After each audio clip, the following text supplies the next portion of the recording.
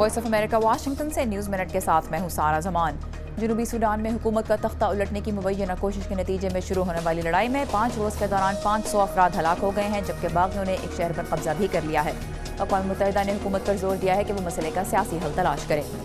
روسی صدر Vladimir Putin نے کہا ہے کہ یوکرین کے لیے 15 ارب ڈالر کا مالی پیکج اور گیس کی قیمت میں کمی بھائی چارے کی بنیاد پر پیش کیے گئے ہیں، نہ کہ اسے یورپی یونین سے دور کرنے کے لیے۔ یوکرین میں روس کے ساتھ معاہدے کے خلاف اور یورپی یونین کی حمایت میں مظاہرے تقریباً 1 ماہ سے جاری ہیں۔ انسانی حقوق کی تنظیموں نے خبردار کیا ہے کہ سینٹرل افریقن ریپبلک میں مارچ سے عیسائی اور مسلمان ملیشیا کے درمیان جاری لڑائی اب انتہائی پرتشدد ہو گئی ہے۔ افریقی اور فرانسیسی فوجی صورتحال پر قابو پانے کی کوشش کر رہے ہیں۔